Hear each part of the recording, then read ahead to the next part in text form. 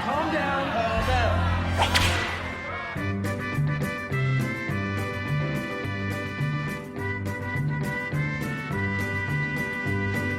Love is a burning thing, and it makes a fiery ring.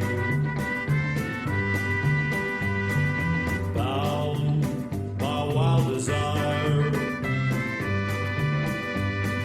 I fell into a ring of fire. I fell into a burning ring of fire. I went down, down, down, and the flames went higher. And it burns, burns, burns. The ring of fire, the ring of fire.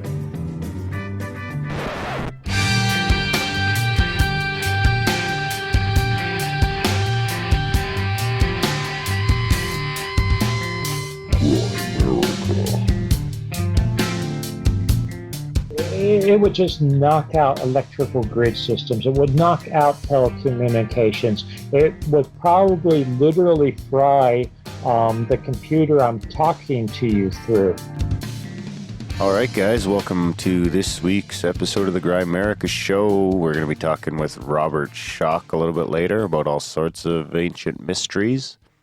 But first, how's it going, Graham? Hey, Darren.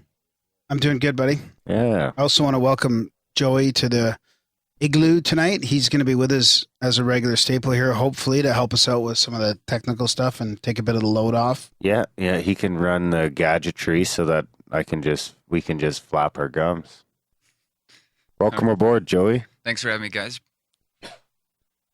So, yeah, we got Robert Shaw coming up here. He's going to talk about some new stuff that we haven't really heard of much, like Gunung Padang, I think that's how you call it, in Indonesia. Some crazy new discoveries. Yeah, about his new book, right? What's it called? Forgotten Civilizations? Yeah, solar outbursts and stuff like that. It was a good book. Yeah. Easter Island chapter especially. Yeah. As yeah, you but know, also some everyone knows really we have an new affinity stuff, so. for Easter Island. Yeah. In Grimerica. True that. So it looks like we're giving away some cash. We've crossed the threshold of our minimum money bomb donation. Yeah, to find out how to contribute to the show and be entered into us gifting back half of our contributions to a listener, go to grimerica.ca and hit the money bomb page or /moneybomb, right? Yep, grimerica.ca/moneybomb, and there's some no donation required options there as well. So check it out and help the show, and we'll have some fun. Yep, so we'll be giving away $100 at the end of this month. Yep, and I think we'll let my daughter draw it. Cool. Maybe we should videotape it. Nah. I don't know if I want her on the internet. We should welcome fucking Costa Rica or Costa Rica? I think either is acceptable. Costa Rica? I think Costa Rica is acceptable. Let's ask our Costa Rican listener. Yeah. So we can welcome them to the hegemony movement, the Grimerican hegemony movement, the hedgehog movement. Puts us at 88. Hopefully we can get to 100 here pretty quick. So Easter was on 420. Happy 420, boys. I know Graham doesn't partake, but did you have a good 420, Joey? I did, actually. I actually just took it easy at home because my birthday's 2 days actually before, so I was out giving her pretty hard on the Saturday. Oh, really? So your birthday's on 4/18? Yeah. I didn't. My wife was out of town, so it was just me and Madison, so I didn't really get to partake either. But I'll make up for it on 4/27. So is 420 a thing every year then that people celebrate, or is it just like because it was Easter? No, 420 is a thing every year for stoners around the world unite. Do you look at your watch at 420 every day, trying to No, time it that way? It's a day. No, it can be a time too. It can be a time too, but it's more the day. But it's bait. Well, I got a little rundown for you guys. So, what do you guys think? Either of you guys know where 420 comes from? Yeah, it's from the cops.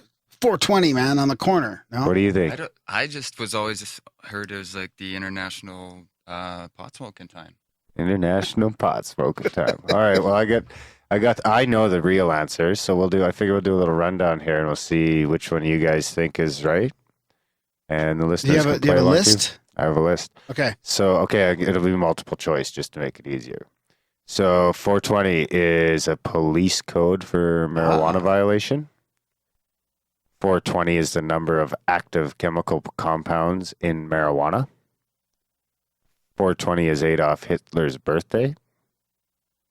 420 is what you get if you multiply 12 by 35, the numbers of the titles of the Bob Dylan song Rainy Day Woman number 12 and number 35, which does contain the refrain, everybody must get stoned. Or is it based on the 5 Waldos was a time of day they used to meet to go look for the legendary lost marijuana crop? Is that all of them? That's your choices. I've heard different ones before too. Well, there's tons. I can't remember Those are the them all. options I'm giving you. What do you pick? I'm going to say the chemical one. Chemical one? Yeah, I stick with the cop one. Okay, well, 420 is not a criminal code for marijuana. No, but is it a cop criminal code for something? Nah, if it is, it's not related to pot. And Joey, you're wrong too. There's only 315 chemical compounds in marijuana. The actual reason is the 5 Waldos. They use the number 420 because that was the time they would meet each day to go search for the lost marijuana crop near Point Reyes. So what actually happened is it was because one of the Waldos turned out to be buddies with one of the guys from the Grateful Dead. Who are the 5 Waldos? Let's see if we can get their names here. I don't think they... Are they just like 5 brothers or something like that? That was just 5 dudes that used to hang out. Oh. They go by like pseudonyms. So they're like Waldo Dave, Waldo. So they claimed it and it's been like... Can you imagine confirmed. that? Like starting a 420? meme that's like huge, like around the world now? Yeah, so that's actually what it was. So then the 420 turned to a thing to them after that, and they just stuck with it 420 time. And then the only reason it jumped up is that Waldo Dave's older brother was a friend of Phil Lesh, the bassist for the Grateful Dead. So then they toured the world for 35 years preaching 420. So I bet you our previous guest, what's his name again? Booth? No, the other guy. Stanley Krippner was a part of that whole Probably. He saw the beginning of the 420 meme. Yeah, and then our other guest Booth says 710. Yeah, that's the So oil, what's right? that, July 10th? That's oil backwards. Smoke oil all day on July 10th? That's the day Yeah. before my birthday. That's cool. Me and Joey are birthdays around the Pot days? hot days. I'm March 10th. I'm 310. What's that? That's like a gun, I think. Anyway, just thought that was kind of fun. Yeah, enough of that. Any spam gram this week? Well, I got a little email from Uncle Dave. Uncle Dave. Yeah, he listened to the Chris Ryan episode and he gave us a 4.5 out of 5. He says, very It's gonna good. be I tough like to get your... a 5 at Uncle Dave. I think. Yeah, Uncle Dave. Yeah, I won't get a 5 out of Uncle Dave. Very good. I like your style and deep questions. He says he used to teach behavioral interviewing to line managers and search consultants and recruiters. He said, good stuff. It really applies to journal type interviewing also. So thanks, Uncle Dave. Oh, he also says, love what you're doing. Keep it up. So that's kind of Perfect. Thanks, Uncle Dave. And we got a donation too from I wanted to say a special thanks to, I should just say Jason. Yeah, thanks, Jason. Thanks, Jason. So yeah. We really, really appreciate the We do. We contribution. always appreciate the contributions. Anyway, send us stories, send us jingles, send us money, send us whatever. It all helps. Send us love. So we might see the Open Minds guys next week. Yeah, that'd be cool. Yeah, we're going to try and meet them for dinner when we're down in Phoenix, going stateside, if they'll let us over the border. Oh, yeah, there won't be any problem with that. Perfect. Last time I went, they said, what do you do for your day job? I'm like, what does that mean? How would you even, why When would you you're at even the thing, I'm gonna reference say, it? hey, I as a think day that's a job? guy from Grimerica. I'll be like, what's Grimerica, sir? I'll put It's a podcast. and like the night before, I'll just put like a giant pot leaf on the homepage or something. Can you come with us, please, sir? See you in Phoenix, Graham. So what are you going to say if they ask you if you've ever smoked weed at the border? Are you going to lie? Yep. Okay. I'll straight up lie. And if they ask about Grimerica psilocybus, I'll just say it was all a clever facade for, we do entertainment here. I'd have to seriously consider what I'm going to say if they ask me if I've ever done drugs. No. Say fucking no, dude. I'm telling you. Yeah, but what if they have the truth there? If they have some evidence that I have? Shitty, then you're not allowed in the States. If you say yes, you're not allowed in the States. Really, eh? Yeah. That's fucked. Just say no, man. All right. Just say no to drugs. Just say no. Just say no to drugs when people ask you. Even if I say like I didn't inhale or something like that? No, don't even say that. Just say no to drugs. All right. When people ask you if they've done them at any border.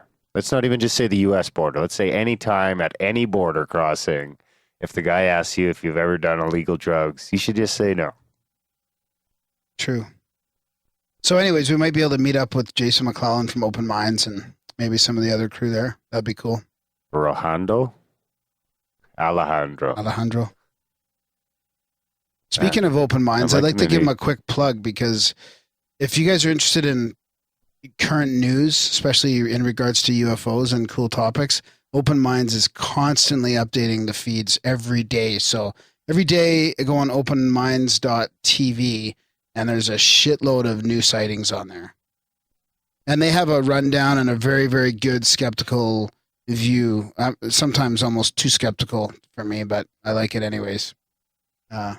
You're a believer? So, yeah. No, I'm just in the middle, buddy. In the middle? Yeah. Balanced view. Yeah. He's a piece of white bread. Profound UFO quote of the week.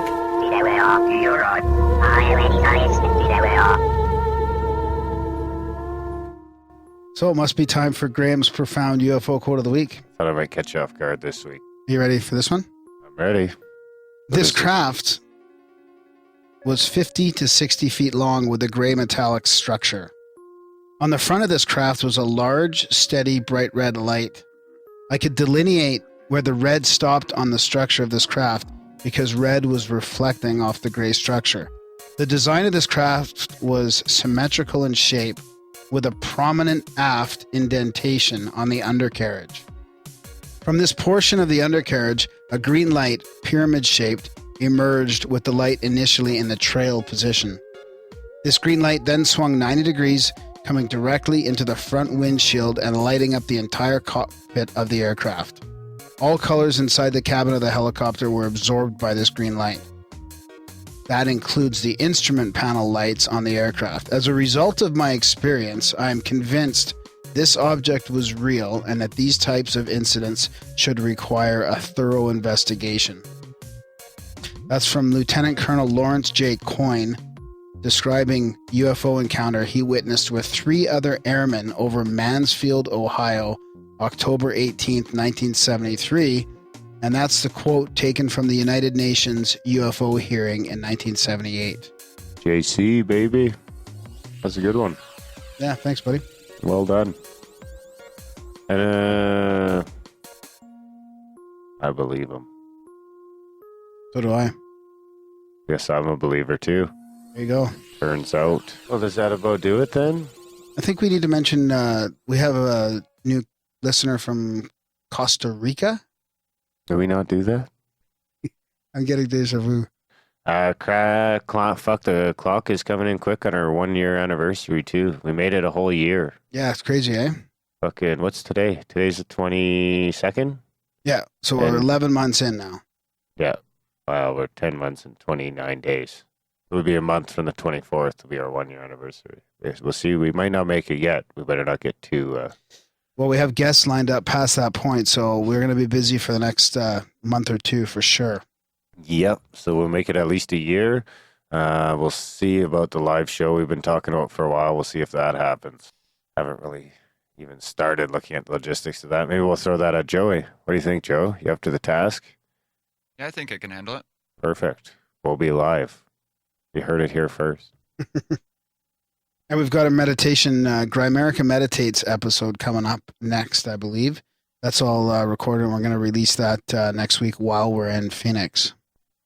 Yeah, so you guys can, as always, you can hit the, not as always, I guess it's recent, you can hit us up with your, leave us a message on our Skype voicemail, and just go to the Skype, search Grimerica, and leave us a message. Sweet. Oh yeah, and then we gave Joey an email address too. So he's producer Joe, Joe, at grimerica.com.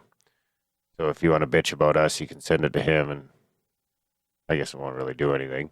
Oh yeah, but you can send him the cues. So we're going to try out the Ask a Grimerican segment. So you can send any random question to Joey, and we're going to try and bullshit our way through it. And he'll surprise us with it, right? Yeah, and he'll catch us off guard. So don't CC us. Just send it to Joey. He'll drop some bombs. I think that's about it. Should we jump into take a quick break and jump into Schoch? I think we went, a little over an hour and a half with him? Yeah. It's Great chat. Yeah, enjoy the chat with Robert Schoch.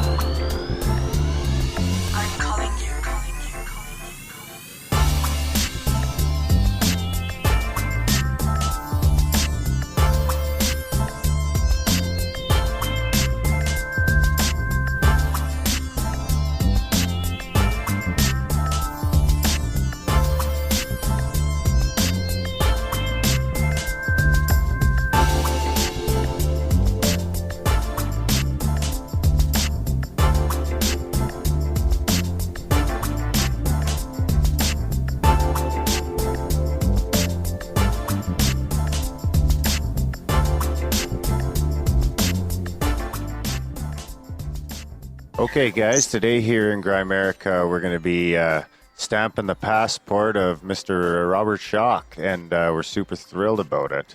But first, how's it going tonight, Graham, with the new pop filter? Hey, buddy, I'm doing good. Yeah, excited tonight. I met Robert Schoch at Paradigm 2013, so I'm pretty jazzed to be catching up with him here.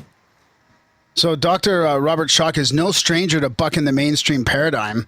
He got his start fighting this good battle over 20 years ago with the Great Sphinx and has been researching ancient mysteries all over the globe ever since. He's been tying together threads of geological and astronomical phenomena, natural catastrophes, and the early history of civilization. With a Ph.D. in Geology and Geophysics, Masters of Science and Philosophy from Yale, a BA and BS in Anthropology from George Washington, how has he had the time to be a full-time faculty member at Boston University, along with writing and co-authoring many books, such as The Parapsychology Revolution? That's a concise anthology of paranormal and psychical research, and his latest book, Forgotten Civilization, The Role of Solar Outbursts in Our Past and Future. So we're super excited here tonight. Robert, welcome to Grimerica. Well, thank you very much. I'm pleased to be here. Yeah, I met you at Paradigm 2013, saw your fascinating presentation. It looked like you had a ton of content. And, you did a real good job at squeezing that into like an hour and 15 or an hour and a half presentation. So rather than go back over some of the stuff you've talked about for like 20 years, I thought I'd ask you like what's new, because you seem to be delving into all these different areas. So what's new with your research these days? I am. In fact, the newest thing that I'd like to talk about, since you and I spoke at Paradigm Symposium, that was, I believe, in October, correct? Mm-hmm. October 13. In December, I was invited. Actually, I guess I was invited in November, and I went in December. My wife, Katie, and I were invited to Indonesia, to West Java, the island of Java, West Java, Indonesia, to see this incredible site called Gunung Padang. And this fits right in with the things I was talking about at Paradigm Symposium, the topics I discussed in Forgotten Civilization, namely what we have at Gunung Padang in Indonesia is another megalithic site, but not just another megalithic site from ancient times, but incredibly ancient. The Indonesian geologist who is heading up the research at the site has been doing seismic work. They have done core samples. They've got radiocarbon dates.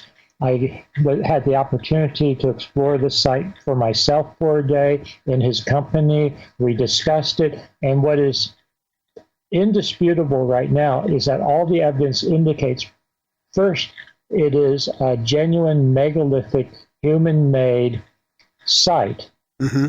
Secondly, it goes back to the end of the last ice age, just Gobekli Tepe, just like the core body of the Sphinx. So we've got this in Indonesia now too, and it goes back to before the ice age collapsed, before the end of the last ice age, and like Gobekli Tepe, it straddles the end of the last ice age. So you see evidence there before the ice age ended and after the ice age ended, and what was happening to humans at that time. Is there anything to these rumors of possibly some pyramids in Crimea? I'm not sure about Crimea at this point. I'm in a situation where I really don't want to speak about sites unless I've actually seen them. Right. Because I've seen it go both ways. Yeah, I'll be blunt. And this is something I don't think I spoke about Paradigm Symposium, at least not publicly. For instance, a lot of people have heard about the so-called pyramids in Bosnia. Yeah. We can get into that later if you want. but we can get into that later if you want. But I want to be blunt right now because it ties in with what we're talking about. Okay. I went there. I hoped that we would have ancient structures in Bosnia.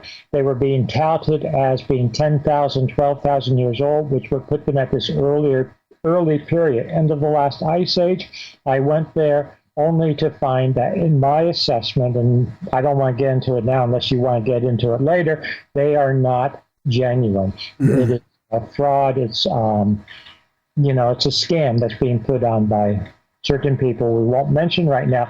Now, I went to Indonesia with my wife, Katie, in December. Danny Hillman is a Ph.D. geologist and geophysicist. He was trained actually out in California, so very good credentials. But still, I went there. I did not know what to expect because, again, from experience, I go to sites. In some cases, it's a real thing. In some cases, it's absolute fraud and nonsense. In other cases, it's ambiguous. For instance, Yonaguni in Japan, I still put in the somewhat ambiguous part. But getting back to Gunung Padang in Indonesia, I am convinced, based on what I saw with my own eyes, the evidence that I was able to examine, that this is the real thing. This is an ancient megalithic site going back to this very early period, end of the last ice age. So can you give us just a little summary of the visual, like try and picture this site in our heads? Yeah, I was hoping you would ask that. What you have at Gunung Padang is different than some of the other sites. It's most similar to a site in Micronesia, which some people may know about, Nan Madol. What you have at Gunung Padang is an ancient volcanic lava beds. So some people are familiar with what's it called, Devil's Tower or Giant's Causeway. Mm-hmm. These are sites where you have ancient lavas that would solidify, because the lava starts as a molten rock, a magma. It hardens and crystallizes. When ancient lavas do this, they often form natural columns that stand vertically. So vertical columns. This is what you have at Gunung Padang, but that's what they started with. At Gunung Padang, ancient people separated all these vertically standing columns. So they sort of, I don't know if you want to call it mined them exactly. Well, it was type of mining, type of coring of these columns because they separate them out along the natural fractures. So they ended up with these big chunks of rock that was sort of like, you could think of logs, sort of stone logs. Mm-hmm. And then they use them and they rearrange them horizontally as if you were building a log cabin. Okay. On a huge scale. So this is, hundreds of meters in extent. When you look at the entire site, they use these the type of basalt columns, use them as if they were huge logs, and they built essentially what looks like a step pyramid, to put it simplistically. So a step pyramid type structure made out of these naturally occurring basaltic logs, we'll call them. And was it in like a temple type thing, or? May have been a temple type thing. It's oriented toward another mountain, which we were told has been for a long time, in recent history. But when I say recent history, stretching back the last few thousand years, as far as anyone can remember, as far as current legends go, it was oriented toward, or the site is oriented toward another mountain that's been considered sacred as long as anyone can remember.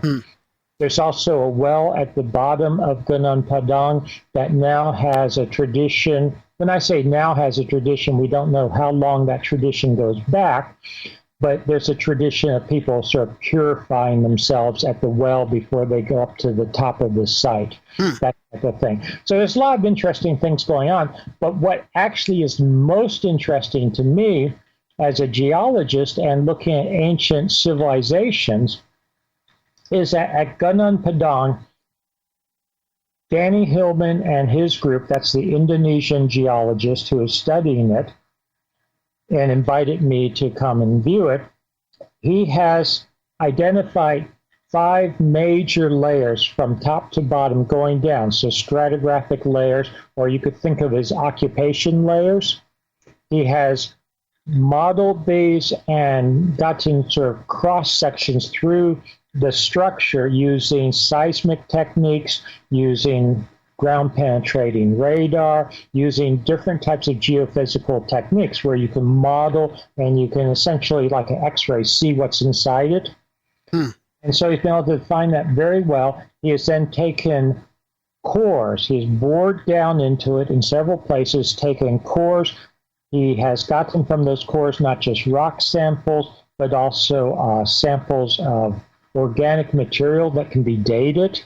And the oldest habitation of it may go back to about 20,000 years ago. There's a major layer that was being occupied and used at about 12,000 years ago, so that's the very end of the last ice age. And then there's later occupation layers, I'll call them, or later building layers that come up to the relatively recent times, last couple of thousand years. Now, inside it, he was also able to model inside, very similar to what I did decades ago now with Thomas DeBecke. We did seismic studies around the base of the Great Sphinx as part of my initial research there. I was looking at subsurface weathering and mineralogical changes to help date the oldest portions of the Sphinx. Danny Hillman has done the same type of studies now with his colleagues. At the Sphinx, we found, lo and behold, a chamber under the left paw, which to this day has not been entered. Danny Hillman found a major chamber inside Gunung Padang, inside this structure, plus what looked like in the seismic sections, and he and I studied them together on site, looked like 2 sort of secondary chambers on each side of it. So there's indications that there's an actual interior structure to it consisting of probably 1 large chamber, a couple of smaller chambers, plus he's been able to identify what looks like the entrance to these chambers on the side of Gunung Padang, on one side of it. And this entrance seems to have been used or was accessible up until the end of the last ice age. And then after that, there's collapse and it's covered over, and it's now covered over by several meters of rock and debris. Wow.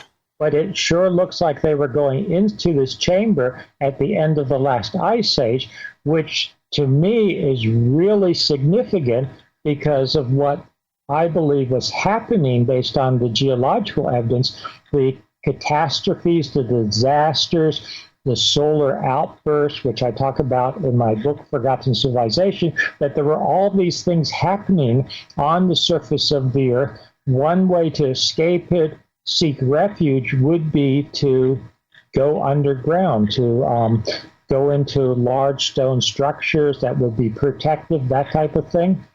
And I found this elsewhere. And here we have it in Indonesia once again. So the same scenario. To me, it's building up the same story. It's complementing other data that we have around the world, and it's not telling a different story. It's telling essentially the same story, and a worldwide story. And that story is that civilization, or some sort of modern civilization, was around before the Ice Age. I'm trying to, because sometimes I can't wrap my head around it's very hard to wrap your head around, and I can tell you why. Because we all were trained, we've all been indoctrinated, if I could put it that way. Yeah. You have to think in terms of what is the standard paradigm, what is the standard story.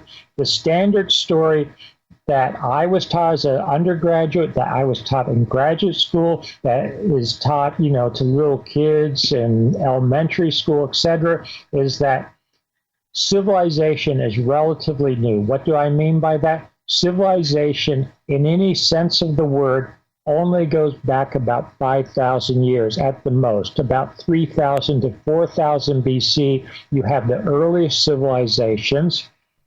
And you have the earliest forms of writing, you have the early Egyptian civilization, you have the early civilization of Sumer, and the Mesopotamia. And that civilization really begins about 3,500 BC, just to put a number on it. Yeah. What we're talking about is 10,000 BC and earlier. According to the standard view, the conventional paradigm, at that point, humans were just simple hunter-gatherers, as the archaeologists like to call them. They were just scrounging around, maybe living in caves. They got the skins thrown over them to fight the cold at the end of the last ice age. They're killing a woolly mammoth here and there, whatever. They're otherwise, pretty miserable existence, just, moping around. Yeah, to get whatever they can just to survive. They're certainly not building megalithic monuments. They're certainly not developing civilization.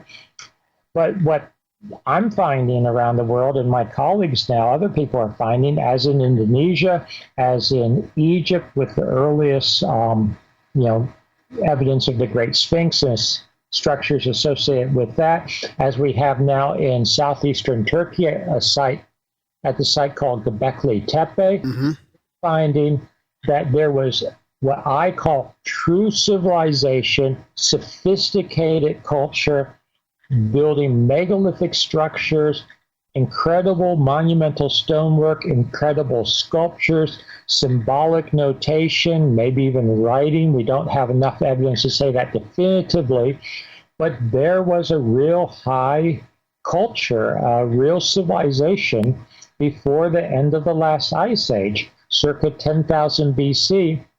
The ice age ended really abruptly. We now know that geologically, based on ice cores and sediment cores and analysis of lots of data. How do you go from very cold climate to very warm climate? That's been a big problem. My answer, based on the evidence, is that there was a major solar eruption, a major solar outburst, which essentially, as one popular article, not my words, another popular article said, fried the Earth. It caused climates to go, to warm up very quickly, melted glaciers, releasing pressure that would have set off volcanic and earthquake activity. Major solar outbursts would knock out the ozone layer temporarily. It would actually cause forest fires. It would, if you're melting all these glaciers so quickly, it would put a lot of water into the atmosphere. It would cause flooding, incredible flooding and rains, and think of Noah's rains and all that type of thing. As you're melting the glaciers, ice levels are going down high latitude, sea levels are going up. What was the Sphinx? The characteristic of the Sphinx that got me started on all this was the rain weathering on the Sphinx. Now, I think we have a good reason as to why it shows such incredible erosion by rain and water, even though it's on the edge of the Sahara Desert. But the Sahara Desert's only about 5,000 years old. So bottom line is we have incredible civilization. I hope I'm not sounding too excited about this, but no, it's great. It's a very important story, and we need to learn from it. We have high sophisticated civilization, 10,000 BC. There's this incredible natural disaster, which ends the last ice age and basically ends this civilization, or these civilizations, if you want to think of different parts of it around the world, and it knocks them into a dark age. I hate to say it, it probably killed a lot of people. Some people survived. They sort of eked out a living for thousands of years until, civilization essentially re-emerged 5,000 years ago. So what everyone used to think, or a lot of people still think, is the beginning of civilization. It's not. It's a re-emergence of civilization. And the ancient Egyptians and most other people, ancient people, the ancient Egyptians themselves said, no, they did not originate civilization. It was a legacy from thousands and thousands and thousands of years earlier. Wow, that leads to so many questions. But first of all, how long then was the ice age supposed to be? Like, was it? If you look geologically, if you're talking about the last ice age, it's really the Pleistocene. You're talking about 2 million years ago to 12,000 years ago, rough numbers. And end of the last ice age is dated very precisely geologically to about 9,700 BC. So that's, 11,700 years ago. But the beginning of the ice ages, because it was a series of glaciations and interglacials, begins about 2 million years ago. Okay, but where was the beginning of the last stretch? Like the one that ended 9,700? It's actually an interesting question, because there's something called the Younger Dryas. Yeah. And I talk about this in more detail in the book, Forgotten Civilization, for those that want to go there. But the Younger Dryas ends in 9,700 BC. It starts about 1,200 years earlier, say 10,900 BC. That's it. Wow. 10,900 BC to 9,700 BC, you have what's called the Younger Dryas. And interestingly, that was actually a period that was colder than the immediately preceding period of the Ice Age. So it was cold all along, but it suddenly got much colder about 10,900 BC, and then it continued sort of, really cold till 9,700 BC, when all of a sudden it got really warm again. And I want to point out that there are explanations for both why it got colder 10,900 BC, even against the background cold of the Ice Age, and then suddenly got very warm 9,700 BC. 10,900 BC, there's a lot of evidence that a comet may have hit the Earth or exploded in the atmosphere. And a comet hitting or exploding in the atmosphere would throw up lots of dust, particulate matter, that type of thing, which would have a cooling effect. And apparently that happened, or there's lots of good evidence that happened about 10,900 BC. And then the warming at 9,700 BC, about 1,200 years later, as I said, I think all the evidence indicates that was a major solar outburst. So that's due to solar activity, the sun. Is there any record of, has it been as warm as it is now back in the day? Yes. Well, actually, right after, as far as we know, probably right after the Ice Age ended. When I say right after, I'm talking geologically, the centuries, that type of centuries, millennia. What you had, and we know this from isotope data, so this is not just, pie in the sky, make-believe. We have good isotope data, which I talk about in Forgotten Civilization, beryllium isotopes, that type of thing, which are correlated with solar activity So we have proxies, as they're called. We have indicators of solar activity. Solar activity was very high at the end of the last ice age. The sun was very, very variable, so it went through sort of mood swings of, being really active, then it would calm down and not be very active at all, then it would get really active again. So it was very variable, probably in a state of disequilibrium astrophysically. Eventually, maybe 2,000 years after the end of the last ice age, it sort of calmed down and became more stable, and was more stable, lower activity for thousands of years, right up until, relatively recent times, the last couple of thousand years. Now, in the last 100 years, and especially the last few decades, and right now, it's become very, very active again, and also become very moody, if you want to talk anthropologically, or anthropomorphically, I should say, where it becomes very active, then it seems to go dormant. You may have heard some people talk about it looks like it's going into a dormant period. Yeah. Very active again. I mean, it's very unpredictable now. It seems to be in a part of a cycle, and something I believe we can start to talk about now is cycles of the sun, not just a sunspot cycle of 11 years or 22 years. There are known cycles of a few hundred years. There's a cycle of about 5,000 years.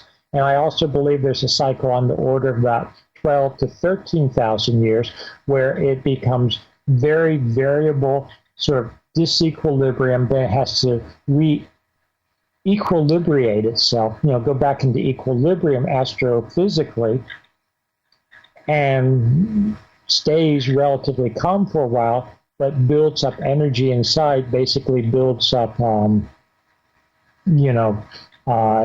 complexities, if you would, and then it has to recalibrate itself, if you would.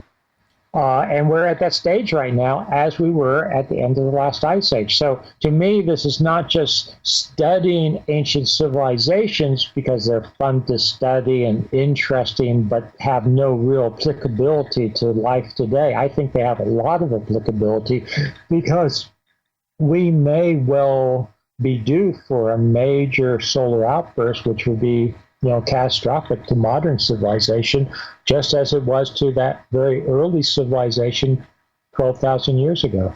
Probably be worse for us. We're pretty soft these days. Soft, electronically soft. So, Robert, I was looking at a few of the pictures in your book, Forgotten Civilization, and you've been to both Gobekli Tepe and Easter Island, and I think it's like the way the fingers are on the pillars, it's pretty hard to those look. Did they look that similar in real life as they do in the pictures? Oh, absolutely, absolutely. They even more so in real life, I would say. Yeah, for those that haven't been to these sites, I have, as you know, in the book, 16 pages of color photo inserts. And Katie and I, my wife, were really struck in real life how similar these are. The connections, we think they all connect together with the fingers and the hands down by the belly and the navel area. Just a lot of weird stuff that you wouldn't expect otherwise. And also, for instance, Urfa Man, which is from Turkey and dates back to that same period, this early period. Doesn't have legs, just like the Moai. The heads and torsos on Easter Island don't have legs, so they're just showing the upper part of the body. Just a lot of similarities. We like one of the Easter Island, the Moai. How do you pronounce it? Moai? Moai. Yeah. We use that as our little mascot-y kind of thing. So we're fascinated by Easter Island. Looking at it, the Moai with headphones on it. Yeah. Yeah. Well, they have big ears.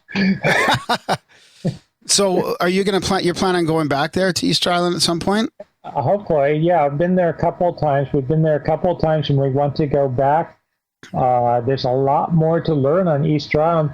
One thing that I hypothesize, and Katie actually pointed this out first, is that Easter Island may have been a repository of ancient knowledge, if you would. In particular, they had what's known as the Rongo script. And unfortunately, with the missionaries and Westerners coming to the island in the 18th and 19th century, a lot of the records were destroyed. This is a common theme, it seems. Mm-hmm. But they had what's known as the Rongo script, which is sort of a hieroglyphic script.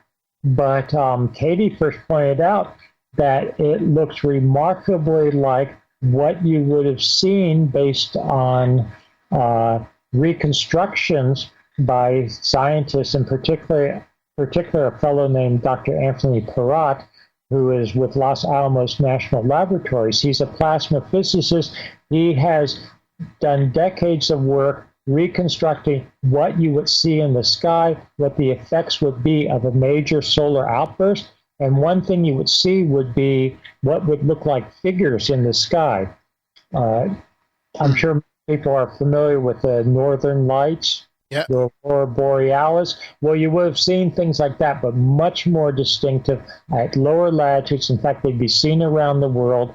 Some people who have seen the Aurora Borealis, even in present day, have pointed out it can look like hands in the sky, or it can look like sort of stick figures, that type of thing.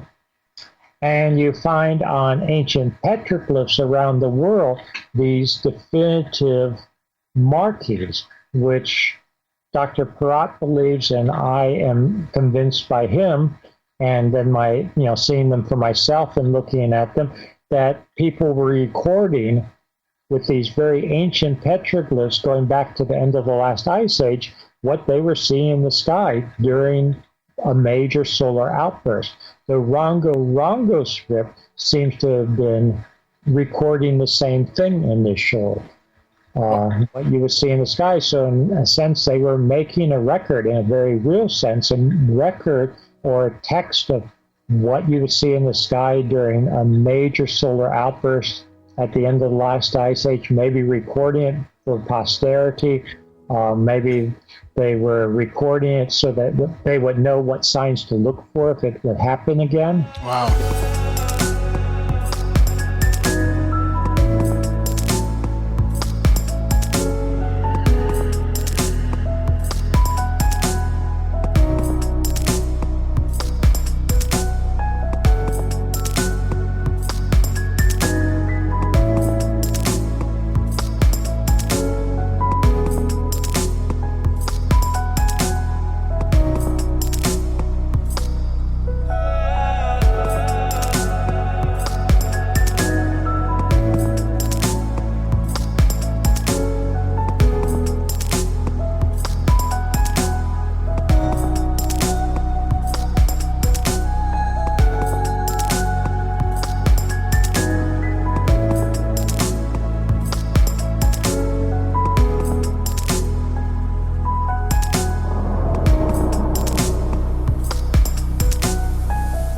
Yeah, and then there's possible evidence of the basalt quarries, I believe, being actually underwater at Easter Island, which would point to a sudden rise in water as well. Exactly. What you're talking about is, you have the moai on the island, the oldest moai, and I say that with real evidence because geologically, things that are older are lower stratigraphically. Think of an archaeological site. When you dig down, as you go deeper, it's older. Mm-hmm. And these basalt moai, the most beautifully carved moai, made out of the hardest rock basalt versus the volcanic tuffs, which is what most of the moai are made out of, which is a softer rock. The basalt ones are the oldest one. They're found stratigraphically under the other ones. They're made out of harder rock. They're frankly better carved, but that's not unusual. In many archaeological sites you find, like Egypt, some of the most beautiful carvings, the most refined carvings, are actually the oldest ones in dynastic Egypt. These basalt moai are known from the island, but they haven't found the actual quarries on the island. Jacques Cousteau and his team, when he was diving there some decades ago, he identified what may be quarries underwater. But with if they go back to the end of the last ice age, as I believe, they would have been, of course, above water with lower sea levels. Wow. So again, this is indicative that things are a lot older on Easter Island than conventional archaeologists and historians suggest. Just to put it in context, conventional, I'll put it that way, conventional archaeologists don't even suggest that Easter Island was populated by humans before about 1,500 years ago. So they think it's very recent, which is just crazy from my point of view. Geological point of view. And I've even found a few academic papers that have had the gumption to say, no, there's actually evidence that there were people on Easter Island at least a few thousand years earlier than that. I think we're probably talking, 10,000 years there. And the basalt moai would indicate that. The fact that some of the tough moai, the toughest type of volcanic rock, they're buried in up to 6 meters of sediment, buried up to their chin, not unlike your little logo there. Yeah, buried up to their shoulders or chin.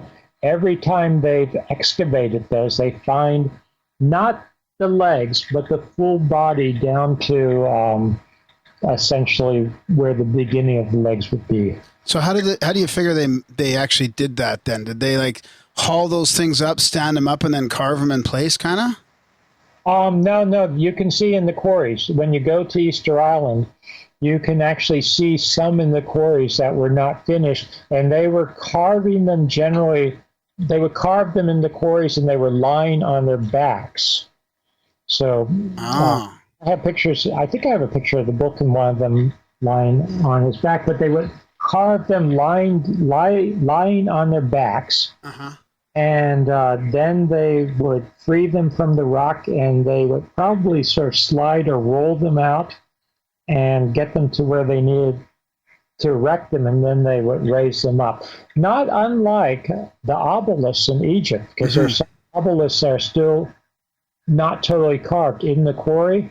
They carved them, horizontally and then raised them vertically. Oh, yeah, right. Huh.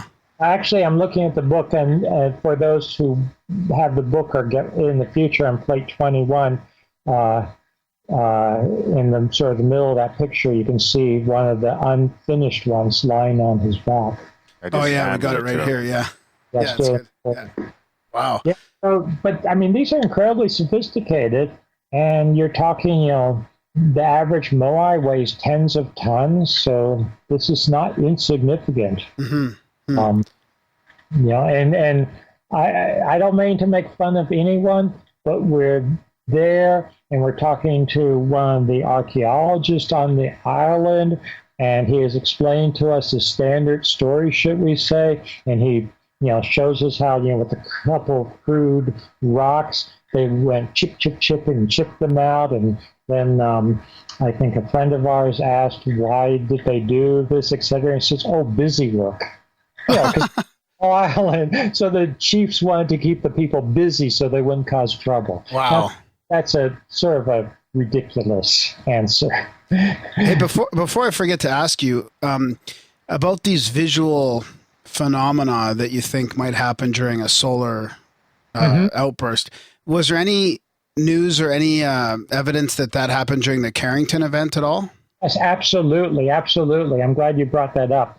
The Carrington event, for those that don't know what it was 1859. And I believe the Carrington event is part of the cycle we're in, the sort of the broader cycle we're in.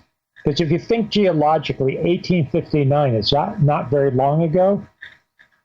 Yeah.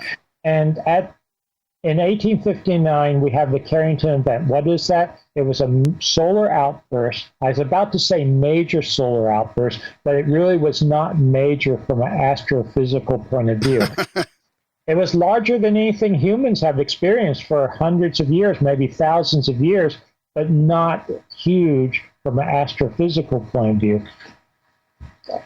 During the Carrington event, there were a couple of really big solar flares, bigger than anything we've seen and people have been recording it in the last 100, since the Carrington event, in the last 150 plus years. A couple of big solar flares.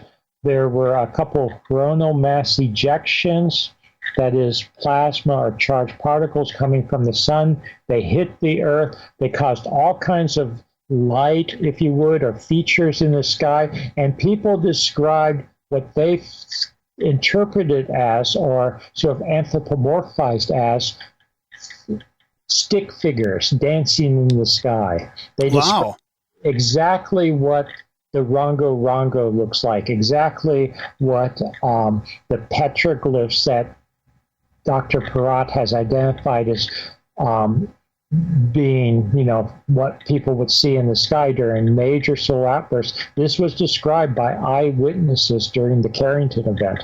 Now, unfortunately, it was 1859. Yes, there was photography, but not at the level that could capture these at night. Right.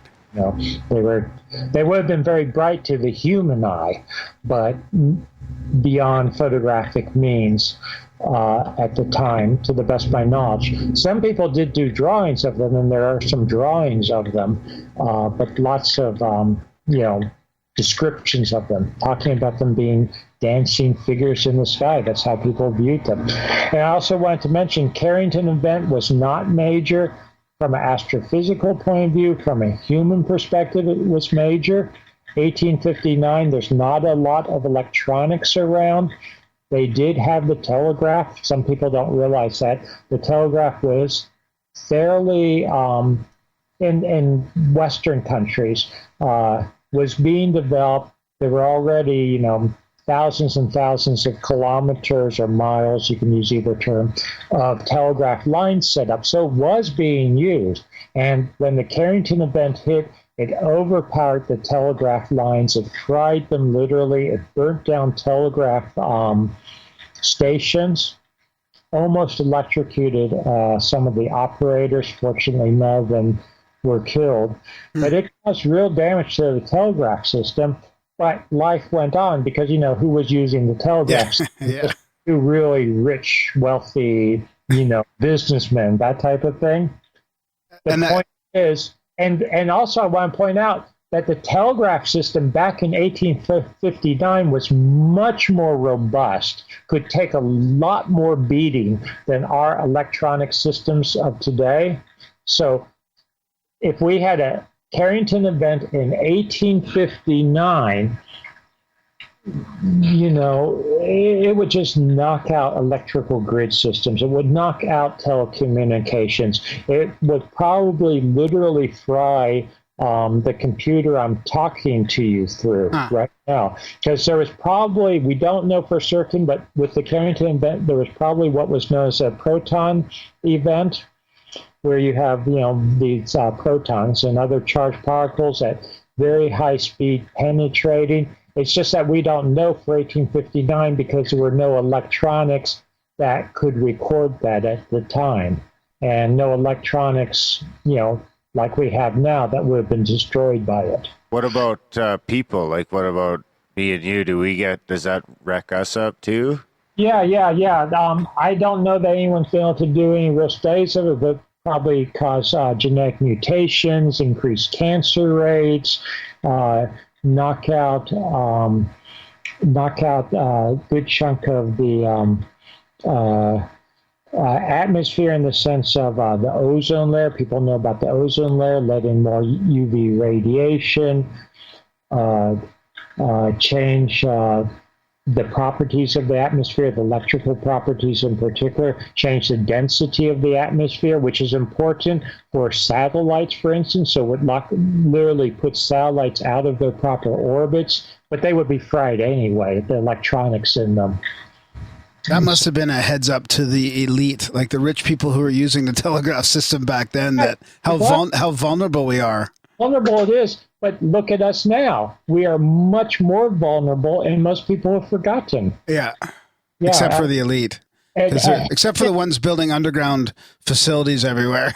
Well, yeah, of course. I mean, you gotta know that certain governments and certain rich private organizations, and we don't want to go into the secret societies or whatnot populated by elite people who are taking care of themselves and not talking about this publicly. And, of course, I'm not saying there's conspiracies out there, but, I have learned that even though I'm not a conspiracy theorist, some conspiracies are real. Yeah, exactly. So does it like build up to it? Like, would we see it coming, or would it just be like, boom, one day the glaciers are melting and shit is going down? Unfortunately, based on my opinion of the data and what we've seen in the past, we would, if people are watching the sun, and Katie in our household, my wife, pays very close attention to the sun on a daily basis, what reports you can get off the internet and whatnot, and, solar flares, that type of thing. You would probably have a major solar flare coming from a sunspot group, and then you would have coronal mass ejection.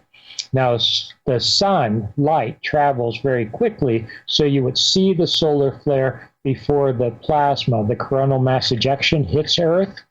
But the time delay would be on the order of, anywhere from 18 hours to 40 hours. So you don't have a lot of time to prepare. If you haven't made preparations already, forget it. Yeah. Could I just get like a snorkel and hang out in the water? No, the way to survive it are the best preparations to go underground. Yeah.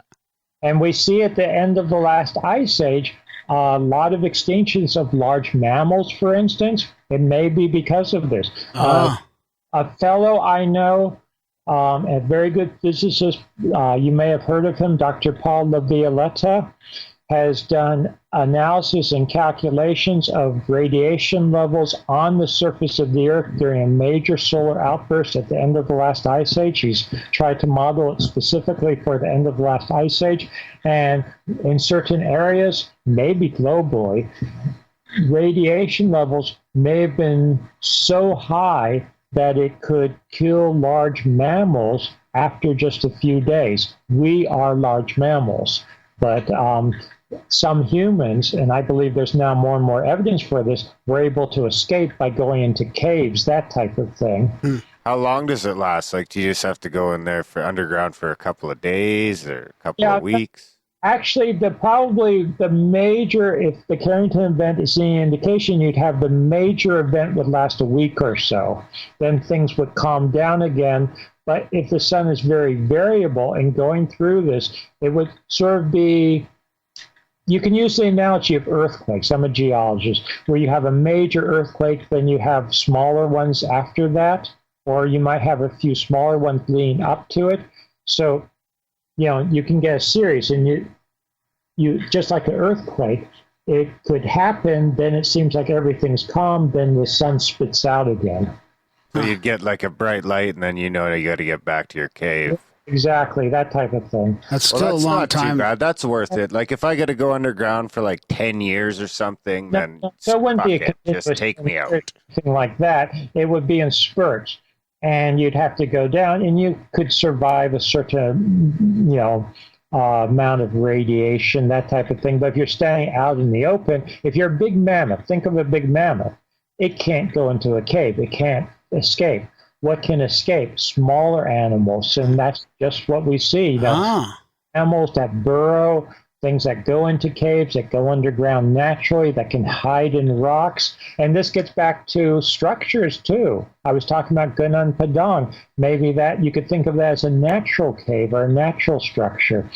Not a natural cave. I meant the other way around, an artificial cave. Yeah. Which is a natural cave. And also, think about what survives a major solar outburst, which would include in some cases, and this was discussed as early as the 1960s by astrophysicist Thomas Gold, who is now deceased, and people sort of laughed at him at the time. He was talking about how there could be a major solar outburst, and essentially what would look like big bolts of lightning would penetrate down and hit the surface of the Earth in some places, and set forest fires, cause literal incineration of things on the surface. In some cases would melt rock, the surface layers of rock, and then would re-solidify, what's known as vitrification, because it forms a type of natural glass. We're now finding evidence of this around the world at the end of the last ice age. So what would survive such harsh conditions? Big stone structures. What do we find more than anything else is big stone megalithic structures. That's what survived. I mean, that's all the people had back then, but that's all that survives. Right. We wouldn't. Today's rate to us today, we wouldn't have anything survive. They just find all that shit again. Yeah, exactly. I mean, what would survive the same harsh catastrophe in today's society? Virtually nothing. Wow. So speaking of that place in Indonesia again, was it lined? Did you guys to see if it was measured or orientated to any celestial or astronomical orientations? I've got some data on it, but I haven't. I just, to be honest, we were there in December, and I haven't had a chance to really, do any analysis along those lines yet. Yeah, that seems to be another common thread in a lot of those things, eh? And I won't be. Well, I don't want to speak until I've done it. But what we have found, in terms of orientations, is that my colleague Robert Duval, you may have heard of his work, or the listeners may have heard of his work. He did what's known as Orion correlation on the Giza Plateau. Mm-hmm. The Great Pyramid, the Second Pyramid, and Third Pyramid mimic Orion's belt. Mm-hmm. They're aligned to Orion. They correlate with Orion. Furthermore, the alignment is best about 10,000, 10,500 BC. Oh, yeah, right. End of the last ice age. Yeah. At the same time, I pointed out that the Sphinx, or the proto-Sphinx, which existed, not the current Sphinx, because the current Sphinx has a human head, and that head is a recarved head. So I think it was a lion, a male lion originally, and at the same time, that early period, end of the last ice age, just after the end of the last ice age, the Sphinx would have faced Leo in the sky on the vernal equinox. So it would have looked at its own image, if you would, and at that period, not at later periods. So I think, there's something to these alignments at the end of the last ice age, that period at the Giza Plateau in Egypt, Gobekli Tepe. I have had a chance to do analysis of alignments, potential alignments at Gobekli Tepe, the site in southeastern Turkey. And that I also found was aligned to the region of the sky, Orion, at the end of the last ice age. So there seems to be a commonality there. Yeah, and wasn't there even some correlation with the precession of the equinox at Gobekli Tepe? Exactly. It's actually much stronger, in my opinion, in some ways, the alignment that we find at Gobekli Tepe, because the four major enclosures, these rings of stone circles that have been excavated by Klaus Schmidt, the German archaeologist who's heading up the excavation, when I ran analysis of them, they are all aligned to Orion, but they shift gradually over about 2,000-year period due to precession of the equinoxes, this shift of the stars in the sky, this very slow shift to stay in alignment to Orion. So to me, that's a very powerful argument that they really are aligning these structures. Secondly, this is not unsophisticated to have to do this. The classical archaeologists will generally tell you that no one even acknowledged precession because it's so, quote, subtle, till 2,000 to 3,000 years ago at the most. But here we see them realigning their structures 10,000 plus years ago, taking precession into account. And how long does it take to learn that? Yeah. Right? Exactly. And well, that's another point. What we're looking at, I believe, at the end of the last ice age, civilization, true civilization, this is the culmination of what must have been civilization, leading up to that period, 10,000 BC. Didn't just occur at 10,000 BC and then disappear. There must have been a long time Yeah, you know, because you need civilization to be talking about the precession of the equinox. Like you're yeah, not walking around the bush in a tribe thinking, huh. yeah, exactly. So I think, I'm not, some people misinterpret me, including my critics. I'm not saying that classical archaeologists got it all wrong. I'm Mhm. just that they've been looking at the end of a cycle, and what they've been calling the first civilizations they're not the first civilizations. They're just a reemergence of civilization, and civilization itself goes back much, much earlier. Now, before that, do you think we could be like 20 civilizations? 30th? Oh, you mean cycles of civilization? Yeah, like we've already been flying around, and like maybe if we land on a different spot on the moon, we're going to find some different looking flag.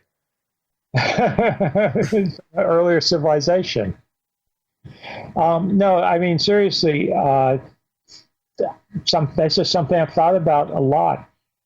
A lot of the classical civilizations, when I say classical, 2,000 years ago, 3,000 years ago, they, as I mentioned already, talk about earlier civilizations, thousands of years earlier. They talk about cycles of civilization. The Hindus, for instance, the have yugas or whatever.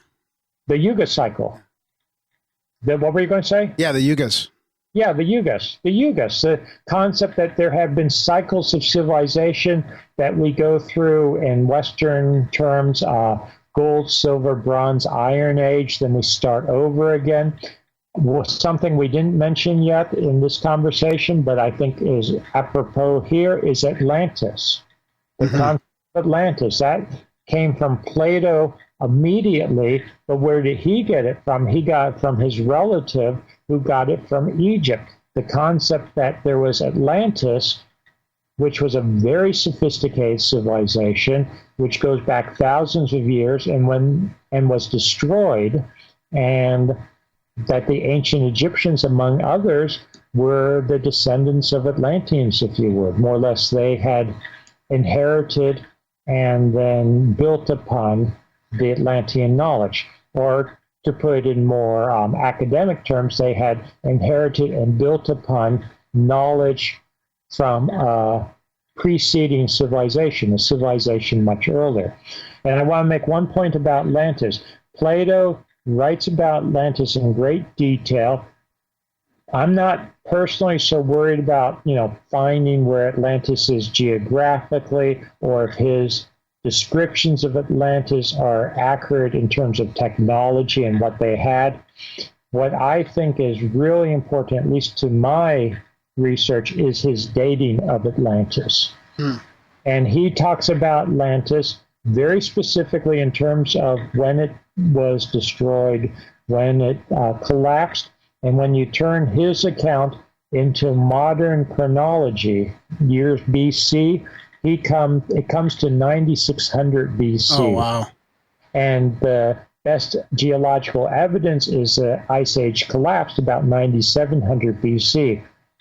100 years is nothing. Yeah.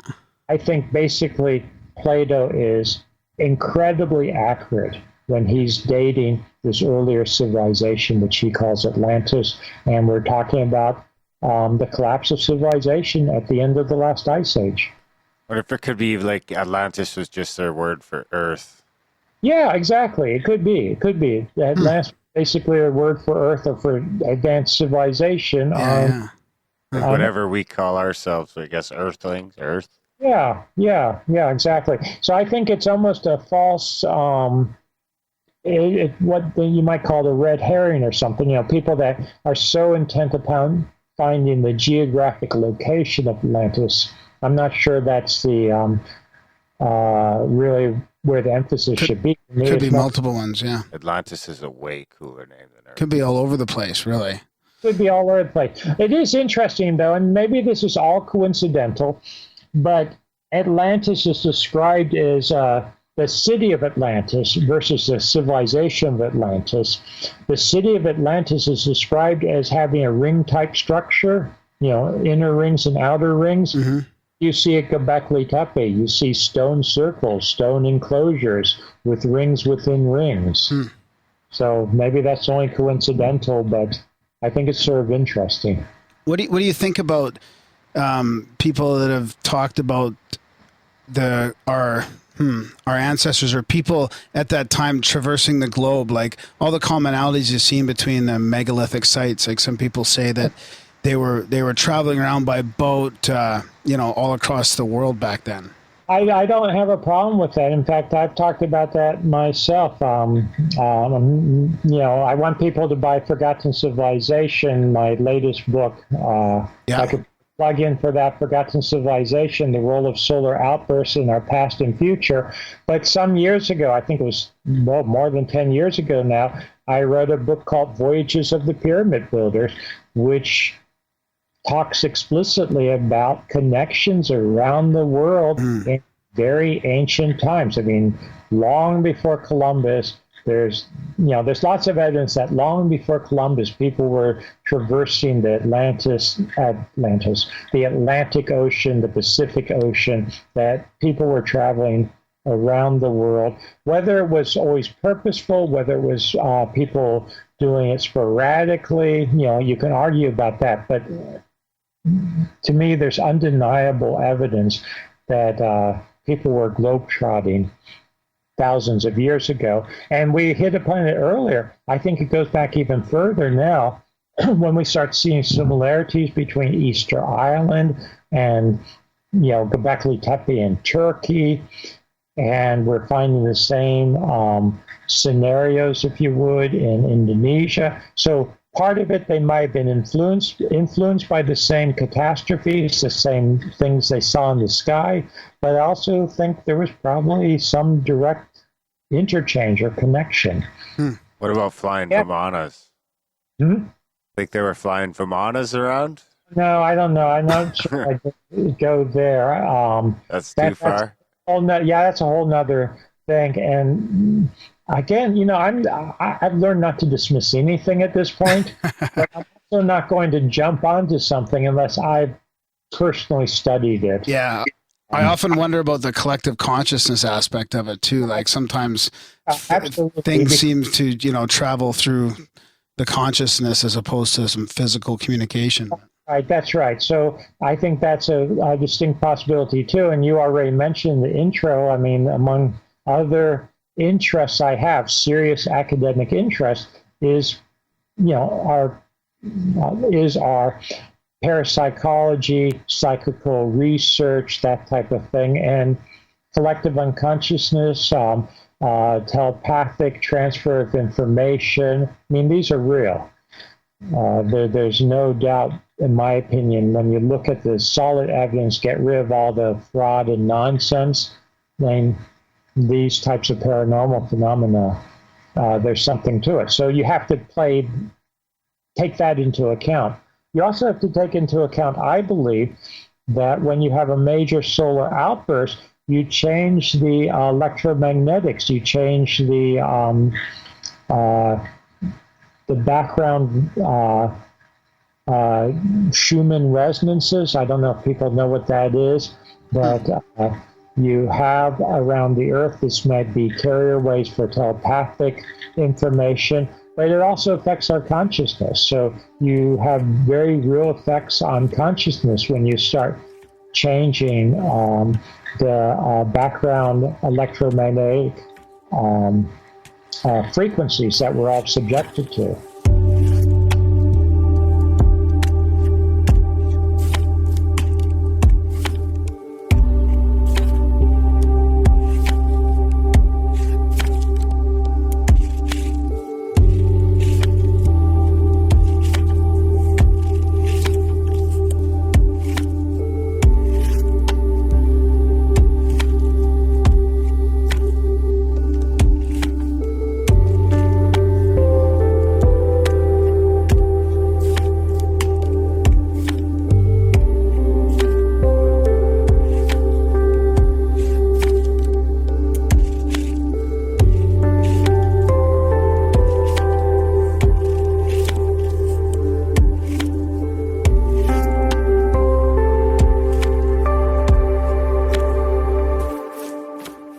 Robert, what makes you different than all these other scientists? Like you came into this as a hardcore scientist, right? Back in the early 80s, really. Like, but how come you're so much more open-minded and you'll look at all this type of research without some bias, right? Like, you're just looking at the evidence, really.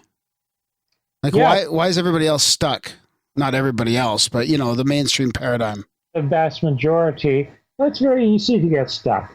The money's good to get stuck. The academic positions are good. I mean, I've hurt my career from a classical academic perspective by going into all this type of stuff. I mean, I'll be blunt about this now. I'm not. Certain avenues maybe are not paths I could pursue. Could I have done better for myself in a sense of money and academic prestige, from the conventional point of view? Mm-hmm.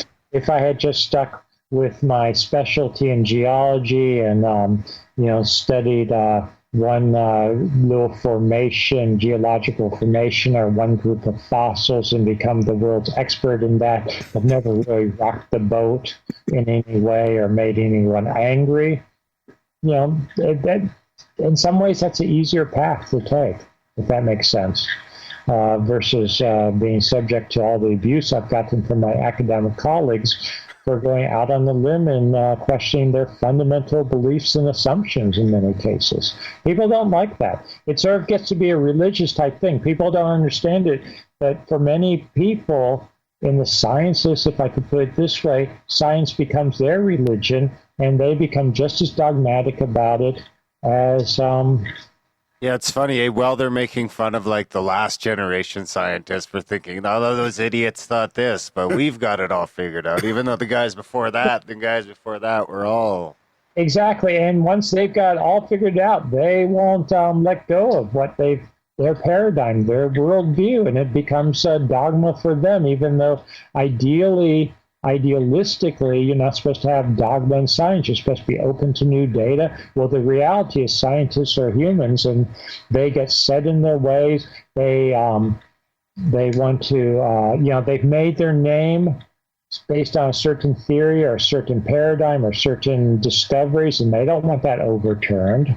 They don't want to all of a sudden be told that what they believed all these years or built a career on might be wrong, or even a little bit vulnerable to new information, to new data.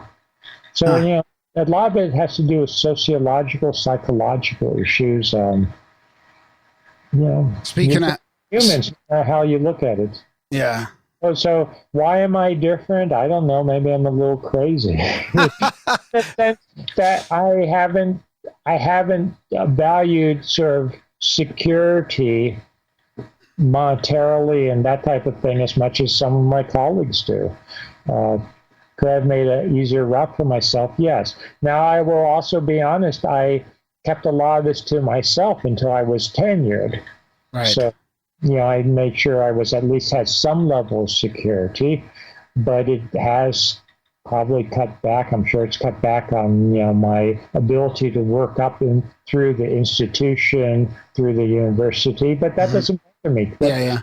What is important is to follow the data and to follow the evidence no matter which way it leads. And frankly, it cuts both ways. My academic colleagues in conventional science sometimes get upset with me because I'm pushing the boundaries and, it's questioning their paradigms and their beliefs, but it goes the other way too. I have had some of the most caustic, I'll put it that way, comments to my face or via email or people saying horrible things about me from the other side, because they'll tell me, how can you deny the pyramids in Bosnia? How can you say that there might be any question about Yonaguni, underwater structures at Yonaguni being anything than artificial and, evidence of Lemuria or new. So some of the alternatives, should we say, they get just as upset with me because, I don't make any exceptions. I look at the data, I say what I think, and I'm not trying to please anyone. I'm trying to really stick with the data. I mean that Absolutely, genuinely. So just because, someone says this is the new Atlantis, or, this is the newest discovery, unless I think it is legitimate, I'm not going to, endorse it. So speaking of the data and science thinking they've got it all figured out, we just had a fellow on recently on our podcast talking about how we're in a freezing period, a global freezing period. Mm-hmm. And, it brings up the whole climate change thing and kind of the battle going on right now. Like, do you have, I don't even know if how to ask it really, but what's your thoughts on the whole climate change versus global warming, man-made versus natural? I can tell you, I'll tell you very bluntly.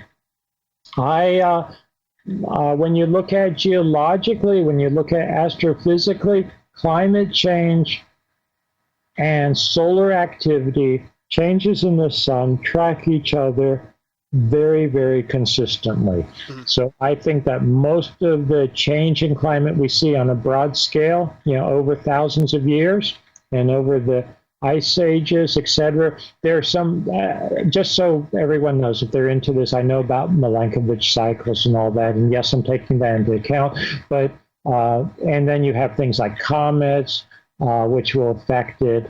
So it's a very complex system. There's a lot of things that affect climate. Mm-hmm. One of the major factors is solar activity, and more active sun versus less active sun tracks climate change, very, very accurately, actually, over long periods of time.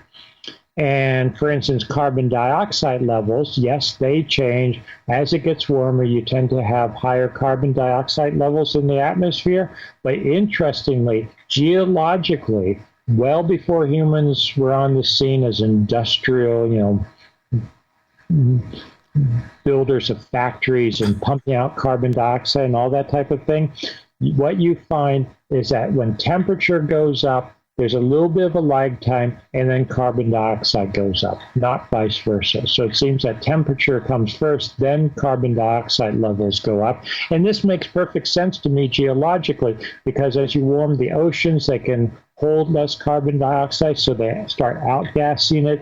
As you melt ice in high latitude areas, you start releasing carbon dioxide and other greenhouse gases. Now, they are greenhouse gases, so once they're released, they start contributing to further global warming, but they're not the major cause. They're not the primary factor, if that makes sense.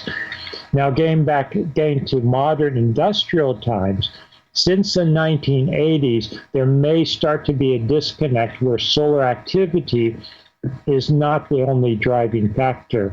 So I don't deny that in the last 30 years or so, there may be an anthropogenic, a human component to global climate change.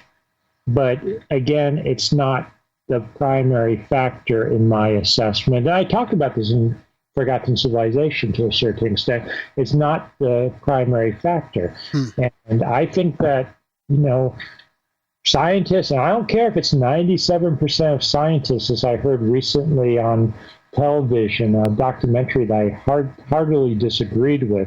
Yes, go back to 1450. 100% of scientists at the time would agree, I suppose, that the sun went around the earth. That doesn't make it right. You don't do science by consensus. You don't take a vote on something and then decide majority wins. That is the quote fact. So, I think there's a lot of politics involved with global climate change, global warming. There's a lot of vested interests that have built a career and have billions and billions and billions of dollars invested in the concept that it's primarily human caused. And I don't believe that's the case. I believe it's much more complex than that, and there's a very strong natural component to it. So where do you think it's going to go in the next 5-10 years? Is it going to start shifting over to real data like that you're talking about, or is it going to, I just remembered something else which you had brought up and I didn't answer. Okay. First off, Yeah, let me address that and then get back to the other. I hope that we start going into a period where we look at real data. And I don't want to make fun of anyone, but someone like Al Gore wins a Nobel Prize for what I think may be totally fallacious reasoning. Now, it's not his fault in some sense because he was just mimicking or being the mouthpiece for other people who should know better, in my assessment, and haven't taken everything into account. But I'm hoping that we'll start looking at real data. There's something known as cosmoclimatology, which I mentioned and already discussed briefly in Forgotten Civilization. That's looking at the cosmic factors, including the sun, including cosmic rays, that cause nucleation in the upper atmosphere, which forms little droplets, which then can form cloud cover, which has an incredible effect on surface temperatures.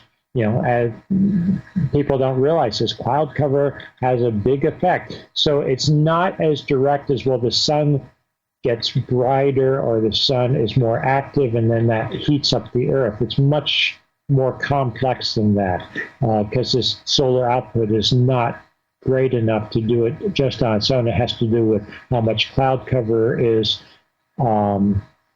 formed, how many cosmic rays get into the upper atmosphere, into the ionosphere, etc. So it's a very complex situation, and it's so complex I can understand in the early years of climatology, people just ignored it. They couldn't understand it. But we're now at a point where you have to be looking at these things, and a lot of the experts, so-called experts on global warming, they're not looking at the whole picture. They're still stuck in this paradigm. Oh, it's humans pumping out carbon dioxide and methane and other greenhouse gases, and that's what's causing the Earth to warm up. And it's, what I'm saying is it's much more complex than that, and there's a very strong natural component.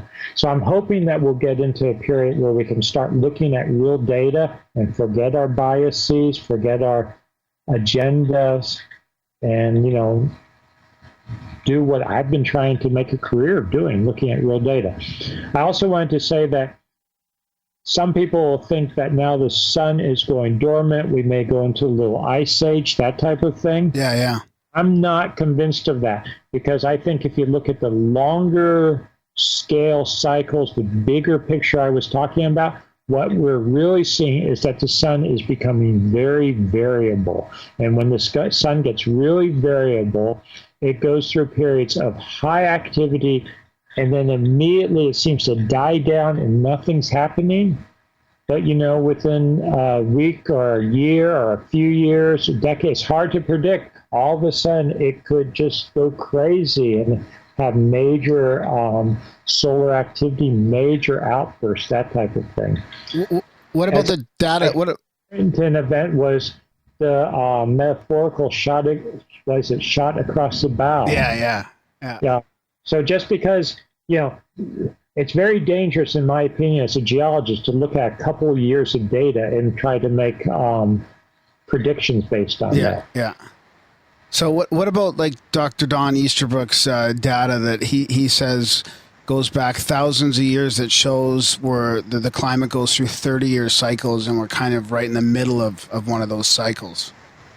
Oh, 30, but see, 30 years is nothing. Yeah, that's what I mean. See, I'm, as a geologist, I'm not, I have to look at his carefully. Yeah. But I'm not denying anything like that, because I'm really talking about cycles that are on the order of, 5,000 years, 10, 12,000 years, that type of thing. And that's the thing you get, I don't know, if you think of a wave, visually a wave, mm-hmm.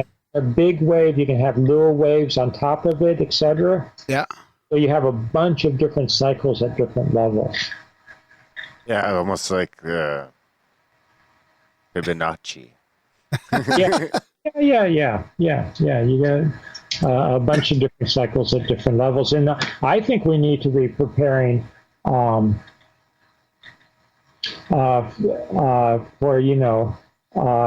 what's going to happen in the future. Something else is that our solar system, and this is another complication, our solar system with the sun in it, is traveling through space, mm-hmm. it's traveling around the galaxy, and I do mention this in Forgotten Civilization, at least briefly. We go through different areas in space. We go through different positions in space. We travel around the galaxy. Some regions of space are denser, some are less dense. We run into sort of clouds of dust and debris. Things are happening in other suns, other stars. From the center of the galaxy, we go through periods, or we go through regions, as I said, where there's a more density of dust and debris. We get hit by cosmic rays, star, who knows how many light years away, supernovas, and all of a sudden we get hit by a bunch of cosmic rays or other particles from that. That affects things here on Earth. It interacts with the atmosphere, the different layers of the atmosphere, and can have real ramifications in terms of weather and climate. And even personally, sometimes I wonder about like us as people and our moods and what goes on in our brain and all these different astronomical variabilities. No question, in my opinion, I've been looking at this for a long time. It's very hard to predict exactly right now, but we are electromagnetic, we as organisms, and we are affected by the background electromagnetics. Often you refer to geomagnetic storms. Mm-hmm. So when the sun is having flares or solar outbursts, it causes geomagnetic storms in the atmosphere. Well, we are affected by that. We are very much affected by that. And I talked about this in Parapsychology Revolution a little bit. I talked about it in Forgotten Civilization a little bit. Consciousness levels, paranormal phenomena, telepathy in particular. This varies depending on the geomagnetic flux that people are subjected to. There's one very good study of over a century worth of telepathic experiences, those types of experiences, that they correlate with the geomagnetic flux, the changing geomagnetic field on Earth. So, and the moon too, does that have anything to do with it? Like the full moon sort of phenomena? Yeah, that has I'm sure that has an effect on it too. I mean, that's something that people have known for hundreds of years and affects us. So we have I want to say, and this is not just humans, in effect, give you a real example. And again, I do mention this in Forgotten Civilization for those who want more information. It has now been found that certain radioactive isotopes, the traditional view is that radioactive decay is a constant for any particular isotope, that it cannot be affected by any kind of chemical processes. It's not affected by temperature. It's not affected by heat. The only exceptions were that certain radioactive decay rates might have been affected. It was suggested conventionally by extremely, extremely, extremely powerful electromagnetic fields. Mm-hmm. But otherwise, radioactive decay rates like carbon-14, etc., were not affected by anything. They were constant. It was a quantum, some people would say quantum phenomena that was immune to any kind of chemical or temperature or electric fields. It has now been found that some radioactive decay rates, and maybe more than have been studied, but some that have been studied, are correlated with the distance between Earth and the sun, that they vary in synchrony, in unison, in correlation with our distance from the sun, which is a very, very subtle effect. Something very subtle, yet it's affecting radioactive decay rates. So this is a real physical process. And if that's the case, it opens up wide the field of what else is being affected. Yeah. Based on astronomical cycles. That's about the simplest, the Earth going around the sun. And the radioactive decay rates have also been shown to vary based on major solar flares. So somehow solar flares are affecting radioactive decay rates. There's been some Russian work that some people doubt, but I've looked into it carefully, and I think it's good, serious work that not just radioactive decay rates, but various chemical reactions, physical chemical reactions are being affected by astronomical factors. Or I shouldn't say being affected by, they're correlated with astronomical factors. They're correlated with the lunar cycle. They're correlated with the solar cycle. They're correlated with a sidereal cycle, more or less our position relative to the stars in the sky, which really means our position relative to the center of the Milky Way galaxy. So these are really weird, subtle effects that, according to classical physics, classical science, there should not be any correlation. Because there's no mechanism, according to classical science, as to why there would be a correlation. There's no mechanism as to why these things would affect one another or be correlated with some third factor. And also the classic thing about astrology, for instance. Most classical scientists dismiss astrology, which is really just correlations, as we're talking about. Yeah. Because they don't only dismiss it, but it's ridiculed. I mean, they ridicule it, and the classic thing is, well, what could cause it? There's no force, right? And there's you could calculate it on paper, but so trivial gravitational force between the position of the planets and things on Earth, but it's such a trivial gravitational effect that you could never even measure it, much less have it affect things. Yet, we're finding these correlations, we're finding these effects, and it's the radioactive decay rates are not, conspiring fraud to fool us. Yeah. At least we don't think so. Yeah, they might be conscious themselves. Who knows? They're just going fool us. But in fact, if they're fooling us, that's even more interesting. That's right. So you've been to all these great places. You've had the luck to be able to visit all these great sites. Do you have a favorite? Like if someone can just go to one, which one would you recommend? Oh, I don't know. I mean, they're all favorites to me. It depends on, like if you had 6 children, you're supposed to play favorite. But I'll tell you one that sticks out in my mind right now because it's so pivotal, it's so important, is Gobekli Tepe. Yeah. Southeastern Turkey. I mean, of course, I love Egypt and I started in Egypt, but Gobekli Tepe is really important.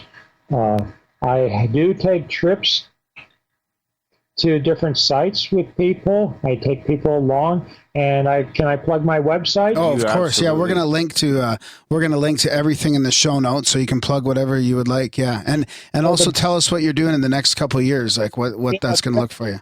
For people to go to my website, which is www.robertschoch, and that's spelled RobertSchoch.com. So www.robertschoch, and again, I want to spell it one more time. A lot of people cannot spell my name correctly, so if they're only hearing this is what I'm doing. This last name is spelled SCHOCH. So www.robertschoch.com. And I take people to a number of sites. I've taken people to Turkey on several trips. We're hoping to have another trip to Turkey, and you said years going forward. I'm hoping to continue to travel to Turkey, both to see the sites for myself, not just Gobekli Tepe, but there are lots of incredible things in Turkey. Cappadocia, or Cappadocia, depending on how you want to pronounce it, is an incredible area where you have these huge underground cities. I think this ties right into the story. Why do you go underground? The traditional view is, they went underground to escape predators, to escape, the roaming armies that were attacking them. To me, this is nonsense. If you go underground like that, you're just prey to, invading army. All they have to do is block all the passages, and you're trapped. You're in a death trap. So would a pyramid structure have a natural defense against solar? Yeah, pyramid structure would be a natural defense against solar. So if you're in the the underground chambers in the Great Pyramid, for instance, which is, incredible. Not the King's Chamber so much, but there's the subterranean chamber would be the safest. If you're in one of these underground cities in Turkey, Cappadocia, that would be safe from a solar outburst. And some archaeologists have been puzzled and scratching their heads. Well, why do many of these early sites have underground chambers? Why are they associated with natural or artificial caves? Some have puzzled, why would these ancient people spend all this time and energy building these underground structures? It makes no sense to them, but I think with the theory of solar outbursts and things happening in the sky, it makes very good sense. It pulls everything together. So I've been taking people to see these sites because you can describe it all you want on a podcast as we are. That's wonderful. You can read about it in books, hopefully my book. Look at pictures. You can, spend hours on the internet, but you really never understand these sites, in my opinion, until you get to experience them firsthand. I've taken people to Gobekli Tepe, and some of these are worldwide travelers, and they've said to me that it was the most powerful experience they've ever had in their lives to see Gobekli Tepe or other sites. I've had people say that about other sites too. But are they still digging at Gobekli Tepe? Oh, yes, they are excavating. They've only uncovered a very small percentage of it so far. Wow. Yeah. So I'll also be taking in future years coming up back to Egypt. I'll be going back to Egypt myself, of course, but I will put together more trips where I'll take people with me. I am thinking right now about a trip to Peru and Bolivia at the end of this very year, end of 2014, early 2015, to go up to a site which we haven't talked about. And I don't want to get into heavily now. I know of course, but known as Markawasi, which is a really incredible site high in the Andes. I'm hoping to put together a trip for the end of this year. Is that in Bolivia or Peru? That's in Peru. Okay. But while we're there, we'll go both Bolivia and Peru. We'll see Tiwanaku and all the famous sites like Titicaca, Machu Picchu. We'll do a grand tour of Peru and Bolivia. But I want to take people up to Markawasi, which very few people ever go to because it's an incredible site high in the Andes and very. I used to not like these terms, but some sites deserve it. Very sacred site. You cannot help but be moved by it. Yeah, we're just looking pictures online right now. It looks crazy. Yeah, it is crazy. Yeah, it's really good. It's actually one. You asked what's my favorite site. Okay, if I now start thinking about Markawasi, that's one of my favorite sites. I mean, they're incredible. So lots of things for the future, and speaking engagement. People should just go to my website. Yeah, it's great website too. So, are you speaking at any conferences coming up or anything like that? Because your presentation at Paradigm 2013 was great, and you know what I really liked is your participation throughout the whole weekend. Like, you were there watching all the presentations, very open to talk to all kinds of people. So really appreciate that, your openness. Thank you. I appreciate that, because I do try to be, and I feel if I'm at a conference, I'm not one of these people that just shows up for my talk and then leaves again. I try to be there the entire time, and I like to see everyone else speaking. I like to talk to people that attend. I enjoy it, and I learn things, so that's good. Yeah, if people go to my website, but I'm actually speaking at a MUFON, New Jersey MUFON, this coming weekend. Wow! So leaving a few days, I'll be speaking at the Fort Fest in May. I'll be speaking at the Chapel of Sacred Mirrors in June, up in upstate New York. Katie and I are going to, where are we going? We're going to Norway. I'll be speaking in Norway in June. I'll be speaking there in the summer, sometime in the summer in Florence. I think I'm going to be speaking in South Africa. Yeah, so trying to get around. Yeah, that's great. There's Grimericans all over those places, so get out and see Robert when he comes through, guys. Yeah. Yeah. Yeah, well, thanks so much. It's been a great chat, and please thank Katie for helping us organize everything too. Oh, absolutely. She's been listening, so she's as much a part of this as I am. Yeah, that's great. That's the feeling I got. That's excellent. What a team. She took all the she's responsible for actually the photographs and the cover of Forgotten Civilization. Oh yeah, it's very cool. And that she put that together. Yeah, it's a great book too. Darren's been reading it. I let him read it since I saw your presentation at Paradigm. So that's fair enough. You can read it afterwards. Yeah, exactly. Yeah, I was my companion on a plane. Yeah. On the plane. Yeah. Right on, Robert. Well, thank you so much. It's been absolutely great. Well, thank you, and I hope to see you again. Yeah, for sure. Okay. Come on a trip sometime.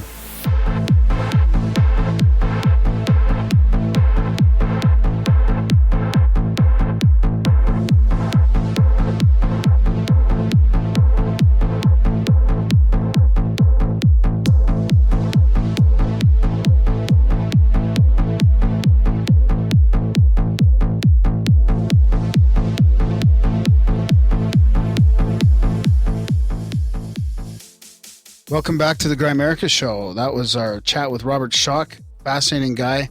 Fascinating chat. The only thing I regret is I want to ask him about some of his personal experiences, like especially around some of these ancient sites. So it's one of those interviews for me that the time flew by so fast. I had a bunch of stuff we could have still talked about. It's funny how quick goes by sometimes, eh? Yeah. Other times it just drags, and sometimes it just flies. It's usually when you don't know fuck all about what you're talking about, it seems to drag because you're just barely keeping your head above water. Time in general seems to fly by in the studio no matter what's going on. Yeah, the studio's in like an alternate reality. It is. It's like a perpetual time slip. Like, how is it 10:30 already? So maybe next time we should try doing show prep and living in the rec room. Yeah, maybe. If it goes back. Is it 10:30 already? Yeah. Holy fuck. Well, that was a great chat anyway. You guys should like that one. We'll link to all that stuff in the show notes. Hey, one day maybe we'll have a little 3D Grimerica Moais. Yeah, for sure. And I'd like to have Robert Schoch back on because he's always looking at new stuff. He's always on the kind of leading edge of this ancient mystery research. Yeah, I wonder, is he back at Paradigm this year? I don't know. I don't think so. We got a corner Graham Hancock there. Yeah, we got to line that up. We got to line some stuff up for that. You'll just have all the gear ready to go in the room, and then when he just like walks by, or if he doesn't go by, I'll be like, "Quick, come quick!" And then you just scoop into the room, throw a sack over his head, ask him questions. Darren's talking about the Paradigm Symposium 2014 with John Anthony West, the famous Egyptologist. Good old Nick Redfern, Micah Hanks, Richard Dolan, Chase Klatsky, John Ward again. Eric von Daniken. Scotty Roberts, David Weatherly, the Weathered Man. Fusco might be back again, it looks like. Laird Scranton, Larry Flaxman, Eric von Daniken, you said that right? Andrew Collins, and of course, Graham Hancock. And the Grimericans. Yeah, and we'll be there. So I think that's about it. Long episode. They seem to remember when we were like an hour. No, I don't think we've ever been an hour. Or maybe around an hour and a half. This one's going to be closing in on 2 hours for sure. So please email. Spam Graham. We always like emails. Spam Graham. My email is graham@grimerica.com. And Darren's come up with this great idea. Oh, yeah. Spam Graham. Yeah.